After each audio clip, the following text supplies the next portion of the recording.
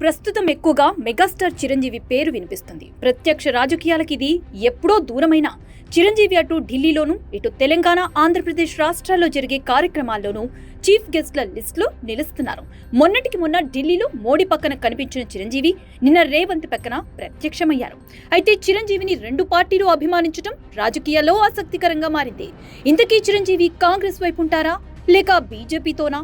అసలు చిరంజీవి అడుగులు ఎటువైపు? తెలుగులో అగ్ర హీరోగా ఉన్న కొణిదెల చిరంజీవి రాజకీయ అడుగులు తెలుగు రాష్ట్రాల్లో ఆసక్తికర చర్చ జరుగుతోంది.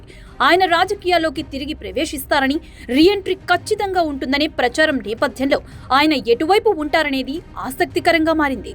రాజకీయాలను కాంగ్రెస్ పార్టీతో ముగించారు. అయితే ఆయన ఇంకా కాంగ్రెస్ పార్టీ సభ్యుడిగా కొనసాగుతున్నారు. కానీ బీజేపీ కార్యక్రమాల్లో కూడా ప్రత్యక్షమవుతున్నారు.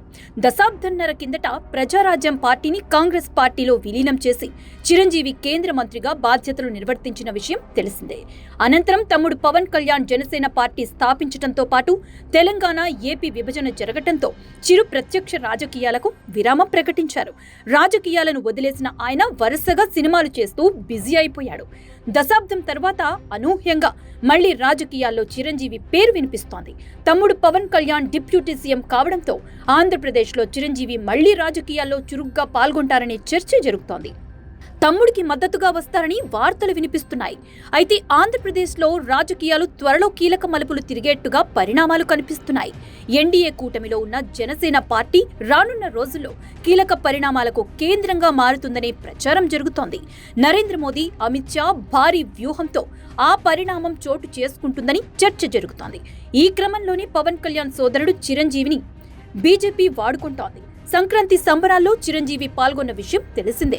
త్వరలో అతడికి గవర్నర్ పదవి లేదా ఉపరాష్ట్రపతి పదవి ఇస్తారని వార్తలొస్తున్నాయి.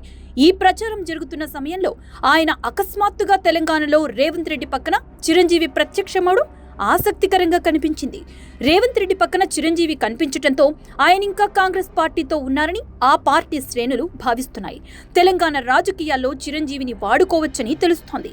ఏపీలో బీజేపీతో కొనసాగడం, తెలంగాణలో కాంగ్రెస్తో సఖ్యతగా ఉండటంతో చిరంజీవి ఎటువైపు ఉన్నారో అనేది చర్చ జరుగుతోంది. ఆయన తన పూర్వ పార్టీలో ఉన్నాడా లేదా భవిష్యత్తులో కీలక పరిణామాలు జరుగుతున్నా బీజేపీలో ఉంటున్నాడా అనేది చిరంజీవి రాజకీయ ప్రయాణం ఆసక్తికరంగా మారింది. అతడి రాజకీయ ప్రయాణం ఎటు తిరిగినా సంచలనం రేపే అవకాశం ఉంది.